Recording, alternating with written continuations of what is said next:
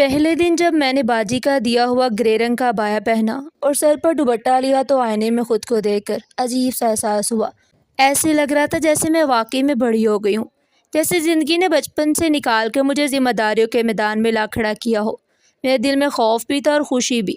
خوف اس بات کا کہ نہ جانے اسکول میں کیسا ماحول ہوگا، اور خوشی اس بات کی کہ اب شاید میری زندگی بدلنے لگی۔ اگلی صبح فجر کے بعد ہی میری آنکھ کھل گئی تھی۔ امی حسب معمول باورچی خانے میں تھی۔ میں خاموشی سے تیار ہونے لگی۔ میرے پاس وہی ایک پرانا بیگ تھا جس کے کنارے کئی جگہ سے پھٹ چکے تھے۔ میں نے اسے احتیاطاً کندھے پر ڈالا کہ پھٹی ہوئی جگہ کم نظر آئے۔ جب میں جانے لگی تو امی نے مجھے غور سے دیکھا، پھر آہستہ سے بولی، دیکھ کومل، عزت سب سے بڑی چیز ہوتی ہے۔ میں نے صرف سر ہلایا کیونکہ میں جانتی تھی کہ امی کی ہر نصیحت کے پیچھے خوف چھپا ہوتا ہے، اور وہ خوف زمانے کا تھا۔ گلی سے گزرتے وقت مجھے ایسا لگ رہا تھا جیسے ہر دروازے کے پیچھے سے لوگ مجھے دیکھ رہے ہوں۔ میں نظر جھکائے تیزی سے چلتی رہی۔ اسکول گھر سے زیادہ دور نہیں تھا، لیکن اس دن راستہ بہت لمبا محسوس ہو رہا تھا۔ جب میں اسکول پہنچی تو پرنسپل آفس میں بیٹھی تھی۔ انہوں نے مجھے دیکھ کر مسکرا کر کہا، آ گئی تم؟ اچھا ہے بچوں کی اردو کی ٹیچر کل سے نہیں آ رہی، تم آج ہی کلاس سنبھال لو۔ میرا دل زور زور سے دھڑکنے لگا۔ میں نے زندگی میں کبھی کسی کے سامنے کھڑے ہو کر بات نہیں کی، اور اب ایک پوری کلاس مجھے دیکھنے والی تھی۔ جیسے میں کلاس روم میں داخل ہوئی تقریباً 30-40 بچیوں کی نظریں مجھ پر جم گئی۔ کچھ بچیاں شرارتی انداز میں ایک دوسرے کو دیکھ کر ہنس رہی تھی، کچھ حیرت سے مجھے دیکھ رہی تھی۔ میں نے کانپتے ہاتھوں سے رجسٹر کھولا اور دھیمی آواز میں کہا، السلام علیکم بچوں۔ وعلیکم السلام میم۔ پوری کلاس کی آواز ایک ساتھ گونجی۔ نہ جانے کیوں اس لمحے میرے دل کا ڈر آدھا ختم ہو گیا۔ مجھے پہلی بار محسوس ہوا کہ شاید میں واقعی کچھ بن سکتی ہوں۔ پہلے دن جب میں گھر واپس آئی تو میری ٹانگیں درد سے ٹوٹ رہی تھی، لیکن دل عجیب خوشی سے بھرا ہوا تھا۔ شام کو جب امی نے پوچھا کیسا رہا پہلا دن، تو میں نے برسوں بعد مسکرا کر کہا، اچھا تھا امی، بہت اچھا۔ یا شاید میری زندگی کی پہلی کمائی سے پہلے والی خوشی تھی۔ مہینے کے آخر میں جب مجھے 3000 روپے ملے تو میں نے وہ نوٹ کئی بار ہاتھ میں لے کر دیکھے۔ وہ رقم شاید کسی امیر کے لیے کچھ بھی نہ ہو، مگر میرے لیے وہ میری عزت، میری محنت اور میرے خوابوں کی پہلی سیڑھی تھی۔ میں سیدھا بازار گئی، وہاں رنگ برنگے کپڑے دیکھ کر میری آنکھیں چمک اٹھی۔ دل تو چاہ رہا تھا کہ سب کچھ خرید لو، مگر جیب اجازت نہیں دیتی تھی۔ میں نے بہت سوچنے کے بعد اپنے لیے ایک سادہ سا آسمانی رنگ کا سوٹ خریدا، ایک نیا اسکول بیگ اور سفید رنگ کے جوتے۔ گھر آ کر جب میں نے بیگ راشدہ باجی کو دکھایا تو وہ دیر تک اسے ہاتھ لگا لگا کر دیکھتی رہی، پھر ہلکے سے مسکرا کر بولی، دیکھا، محنت کبھی ضائع نہیں جاتی۔ اس رات میں نے پہلی بار محسوس کیا کہ شاید غریبی صرف پیسوں کی کمی کا نام نہیں، بلکہ خواب نہ دیکھ سکنے کا نام ہے، اور میں نے آخرکار خواب دیکھنا شروع کر دیے۔ تو بتاؤ، میں کپڑے بنانے کے لیے تو یہ جاب کر رہی ہوں، اور آپ ہے کہ مجھے کہتی ہیں کہ نئے کپڑے بنانے کی ضرورت ہی نہیں ہے۔ میری بہن کہنے لگی، تم ایک ماہ انہی کپڑوں کے ساتھ چلی جاؤ، اور جب تنخواہ ملے گی تو اس سے نئے کپڑے بنا لینا۔ مجھے اس کا یہ آئیڈیا بہت پسند آیا، اور میں نے ایسے ہی کیا۔ اسکول کا ماحول اتنا برا نہیں تھا، بس پرنسپل عجیب سخت مزاج انسان تھے، چھوٹی چھوٹی بات پر بری طرح بے عزت کر دیتے۔ تب میرا دل رونے کو چاہتا تھا۔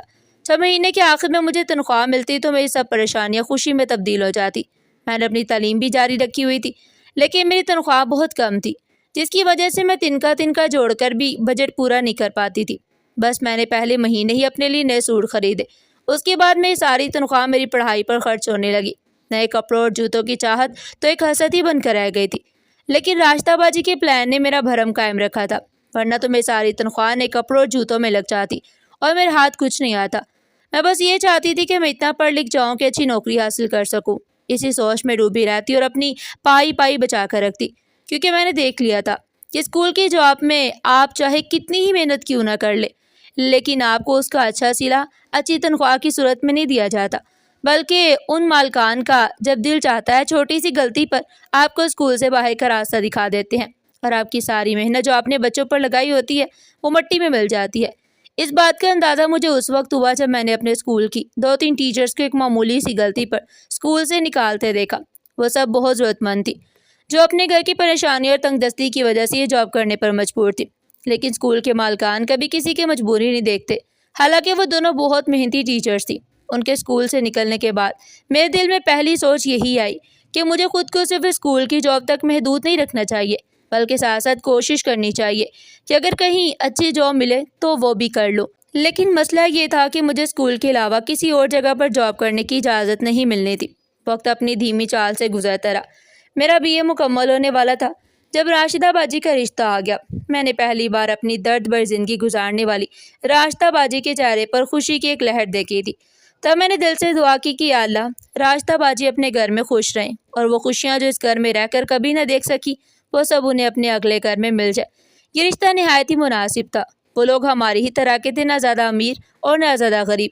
ان کے ہونے والے شوہر ایک فیکٹری میں ملازم تھے، اور فیملی بھی کوئی خاص بڑی نہیں تھی۔ تب امی نے بھائی سے مشورہ کر کے باجی کا رشتہ پکا، اور پھر آہستہ آہستہ راشدہ باجی کے جہیز کے لیے امی نے جو تھوڑے تھوڑے پیسے جمع کیے ہوئے تھے ان سے کچھ نہ کچھ سامان لانے لگی۔ لمبا چوڑا جہیز تیار کرنے کی استطاعت تو ہماری نہیں تھی، لیکن جو کچھ ہو سکتا تھا وہ ان کے لیے کیا گیا، اور یوں راشدہ باجی رخصت ہو کر اپنے سسرال چلی گئی۔ میں اس رات اپنے کمرے میں پھوٹ پھوٹ کر روئی، کیونکہ میں بچپن سے اب تک راشدہ باجی کے ساتھ ہی سوتی رہی تھی۔ ہم دونوں بہنیں ہمیشہ ایک دوسرے کے دکھ سکھ میں ساتھ رہی تھی، لیکن آج میں اکیلے رو رہی تھی۔ وہ مجھے سینے سے لگا کر چپ کرانے والی راشدہ باجی آج مجھے کہیں نظر نہیں آ رہی تھی۔ ایسے میں نے ان کی خوشیوں بھری زندگی کے لیے ڈھیروں دعائیں مانگی، لیکن شاید میری دعاؤں میں اثر نہیں تھا۔ اسی لیے 1 مہینے کے اندر اندر ہی راشدہ باجی کی شادی شدہ زندگی میں ہم دن رات قیامتیں دیکھنے لگے۔ اس سے پہلے تو میں کبھی اپنی بہن کی کسی کمی کا احساس نہیں ہوا، لیکن ان کا شوہر انہیں اٹھتے بیٹھتے کبھی لنگڑی تو کبھی مزدور کہہ کر ذہنیت اذیت دیتا رہتا، اور بہنوئی کے بار بار ایسا کہنے پر ہمیں بھی احساس ہونے لگا، حالانکہ اس میں راشدہ باجی کا کوئی قصور نہیں تھا۔ قصور اگر تھا تو صرف یہ کہ وہ ایک ٹانگ سے صحیح چل نہیں پاتی تھی، یعنی ان کی ایک ٹانگ پولیو کی وجہ سے چھوٹی رہ گئی تھی، اور ان کی چال میں تھوڑا سا فرق آ جاتا تھا۔ لیکن اگر وہ اونچی ہیل والا جوتا پہن لیتی تو یہ فرق بھی ختم ہو جاتا تھا۔ لیکن میرے بہنوئی اٹھتے بیٹھتے انہیں یہ تانے دیتے رہتے، اور میری بہن اکثر ان باتوں کو سن سن کر رو پڑتی۔ اللہ نے انہیں اوپر سے 2 بیٹیاں بھی دے دی، اور ایک دن ان کے شوہر نے بغیر کسی وجہ کے انہیں کھڑے کھڑے 3 طلاقیں دے دی۔ تب وہ اپنی بیٹیوں کو لے کر ہمارے گھر آ گئے۔ بھائی کی شادی اس وقت ہو چکی تھی، اور میری بھابھی زبان کی نہیں بلکہ مزاج کی بھی انتہائی تیز تھی۔ راشدہ باجی جب اپنی 3 بیٹیوں کے ساتھ ہمارے گھر آئیں تو بھابھی کا موڈ ہر وقت خراب رہنے لگا۔ انہی حالات میں میرا بھی ایک جگہ نکاح ہو گیا، لیکن میری رخصتی نہ ہو سکی، کیونکہ میرا ہونے والا شوہر بیرون ملک چلا گیا تھا، اور وہاں سے اس نے 6 مہینے بعد بغیر کسی وجہ کے مجھے بھی طلاق بھجوا دی۔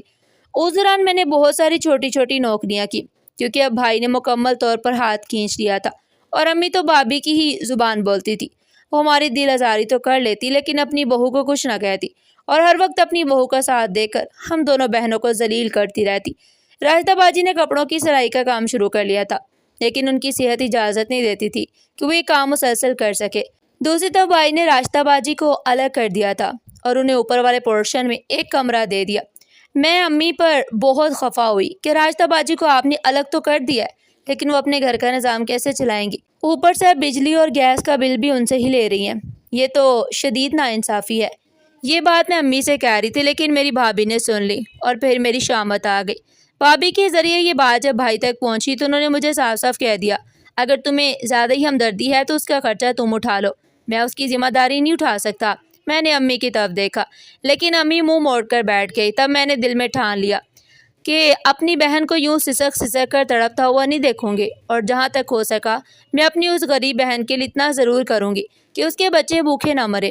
ان دنوں مجھے اپنی ایک سہیلی کی طرف سے ایک نجی ایئر لائن میں ایئر ہوسٹس کی جاب کا پتہ چلا، تو میں بھی وہاں انٹرویو دینے چلی گئی۔ جیسا کہ میں پہلے بتا چکی ہوں کہ میرا قد کاٹ اور رنگ روپ اچھا تھا، اسی مجھے ایک ہفتے کے اندر کال موصول ہو گئی، اور مجھے ایئر ہوسٹس کی جاب مل گئی۔ میری خوشی کی انتہا نہ تھی۔ میں نے یہ خبر جب راشدہ باجی کو سنائی تو وہ بہت خوش ہوئی۔ اس دن میری بہن کے گھر میں آٹا ختم تھا، تو میں چپکے سے بھابھی کے پورشن میں گئی اور ان کے کچن سے تھوڑا سا آٹا نکال کر راشدہ بھابھی کو دے دیا، تاکہ وہ بچوں کے لیے روٹیاں پکا سکے، کیونکہ وہ بھوکے تھے۔ لیکن خدا جانے یہ بات امی کو کیوں ہضم نہیں ہوئی، اور انہوں نے بھائی سے میری شکایت لگا دی۔ اس دن کے بعد سے کچن کو تالا لگنا شروع ہو گیا۔ میں اپنے بھائی اور بھابھی پر اتنی حیران نہیں ہوئی جتنی حیرانی مجھے اپنی سگی ماں پر تھی کہ وہ اپنی بیٹی اور اس کے بچوں کو بھوکا دے کر کیسے اپنا پیٹ بھر سکتی ہیں۔ بھائی تو اپنی بیوی کے اشاروں پر چل رہا تھا، لیکن امی اگر چاہتی تو راشدہ باجی کی مدد کر سکتی تھی، لیکن خدا جانے ان کے سینے میں اللہ نے کیسا سخت دل رکھا تھا کہ انہیں اپنی بیمار بیٹی پر ترس بھی نہیں آتا تھا۔ مجھے یقین ہو گیا تھا کہ اب ہماری زندگیاں صرف اپنے سہارے پر ہی گزریں گی۔ بھائی اور امی کی طرف سے اب ہمیں کوئی مالی مدد نہیں مل سکتی تھی۔ امی اور بھائی نے میری جاب کی بہت مخالفت کی، لیکن پھر خاموش ہو گئے کیونکہ میں نے ان کی کوئی بات نہیں سنی۔ اس نجی ایئر لائن میں میری جاب شروع ہوئے کافی دن گزر چکے تھے اور میں اپنی جاب سے بہت مطمئن تھی۔ میرے مالکان میری کارکردگی سے نہ صرف خوش تھے بلکہ مجھ پر اعتماد بھی کرنے لگے تھے۔ ہماری ایئر لائن میں بہت امیر لوگ سفر کرتے تھے۔ آج کل لوگ موبائل استعمال کرتے کرتے انہیں اپنے ساتھ والے ٹیبل پر لاپرواہی سے رکھ دیتے اور سو جاتے تھے۔ میں آتے جاتے کئی بار ان لوگوں کو دیکھتی اور ایک دن میں نے بہت خاموشی سے جہاز لینڈ ہونے سے تھوڑی دیر پہلے ایک کسٹمر کا موبائل اٹھایا اور اپنی جیب میں ڈال لیا، پھر باتھ روم میں جا کر فوراً بند کر دیا اور دوسرے ملک کے ایئرپورٹ پر اترنے کے بعد وہ موبائل چپکے سے باہر نکال کر فروخت کر دیا۔ یوں میرے پاس ایک اضافی رقم آ گئی اور پھر یہ سلسلہ چل نکلا۔ مجھے پیسوں کا لالچ اتنا بڑھ گیا کہ میری زندگی کا واحد مقصد راستہ بازی اور ان کے بچوں کو اچھی زندگی دینا بن گیا تھا۔ میں انہیں یوں بے بس اور لاچار نہیں دیکھ سکتی تھی، لیکن مجھے اس بات کا علم نہیں تھا کہ کسٹمر اپنی چیزوں کی گمشدگی کی رپورٹ کر رہے ہیں۔ انتظامیہ کو مجھ پر شک ہونے لگا تھا کیونکہ تمام ایئر ہوسٹس میں سے میں نہیں تھی، اور جب سے میں آئی تھی تب سے شکایتیں بھی بڑھنے لگی تھی، لیکن میں ہر بات سے بے خبر اپنی حرکتیں جاری رکھے ہوئے تھی۔ یہاں تک کہ ایک بار میں نے میز پر رکھے خوبصورت اور قیمتی پاؤچ اٹھا کر اپنے کیبن میں چھپا لیا، لیکن بدقسمتی سے مجھے اسے کھول کر دیکھنے کا وقت ہی نہیں ملا اور میں نے وہ پاؤچ ویسے ہی اپنے بیگ میں رکھ لیا۔ اچانک شکایتیں بڑھنے کی وجہ سے ایک دن انتظامیہ نے مجھے جہاز میں سوار نہ ہونے دیا اور روک لیا۔ پھر مجھ سے کہا کہ میں انہیں اپنے کمرے کی تلاشی دوں۔ میں انہیں اپنے کمرے میں لے آئی جہاں انہوں نے میرا وہ بیگ دیکھ لیا جس میں چوری کی ہوئی چیزیں رکھتی تھی۔ اچانک جب انہوں نے وہ بیگ ہاتھ میں لیا تو مجھے لگا کہ سب کچھ ختم ہو جائے گا اور مجھے پولیس کے حوالے کر دیا جائے گا۔ میں نے اپنی آنکھیں بند کر لی اور اپنے اللہ سے مدد مانگنے لگی اور کہا، اے اللہ، اس بار مجھے بچا لے، میں سچے دل سے توبہ کرتی ہوں، میں کبھی ایسا گناہ نہیں کروں گی۔ اس وقت میری آنکھوں کے سامنے اپنی بہن اور اس کے بچوں کی تصویریں گھومنے لگی جو میرے سہارے پر اب بہتر زندگی گزارنے لگے تھے۔ اب وہ پہلے سے بہتر کھانا کھانے لگے تھے، راستہ بازی کا علاج بھی چل رہا تھا اور وہ کافی بہتر ہو چکی تھی۔ مجھے لگا کہ اب عزت بھی جائے گی اور نوکری بھی ختم ہو جائے گی اور شاید دوبارہ ایسی نوکری کبھی نہ مل سکے، لیکن میری حیرت کی انتہا نہ رہی جب میرے بیگ کی تلاشی لینے کے بعد وہ دونوں افسر مجھ سے معافی مانگنے لگے کہ انہوں نے مجھ پر شک کیا تھا۔ میں حیرانی سے ان کی طرف دیکھنے لگی، پھر جب میں نے اپنے بیگ میں جھانکا تو میری آنکھیں پھٹی کی پھٹی رہ گئیں کیونکہ میرے بیگ میں غلاف کعبہ کا ایک ٹکڑا موجود تھا۔ جانے کیوں اللہ کے گھر کے غلاف کو دیکھ کر میری آنکھیں بھر آئیں اور میں رونے لگی۔ میرے اللہ نے مجھ پر کیسا پردہ ڈال دیا تھا، یہ میری سمجھ سے باہر تھا۔ حالانکہ اگر اللہ چاہتا تو میری حقیقت سب پر کھول دیتا، لیکن میں اپنے اللہ پر قربان جاؤں کہ اس نے میری نیت دیکھی۔ میں نے اسی وقت سچے دل سے توبہ کر لی تھی۔ وہ جانتا تھا کہ میں ان پیسوں سے 3 بچوں کا پیٹ پال رہی تھی، لیکن میں نے فیصلہ کر لیا تھا کہ اب کبھی غلط راستے پر نہیں چلوں گی، کیونکہ اللہ بار بار ہماری غلطیوں پر پردہ نہیں ڈالتا۔ شاید اللہ تعالیٰ نے مجھے ایک موقع دیا تھا تاکہ میں سمجھ جاؤں اور سیدھے راستے پر آ جاؤں۔ اس دن کے بعد میں نے کبھی چوری نہیں کی۔ میں اب جتنا بھی کما کر لاتی وہ اپنی بہن کے ہاتھ میں رکھ دیتی۔ میری بانجیاں بہت اچھے اسکولوں میں پڑھنے لگی۔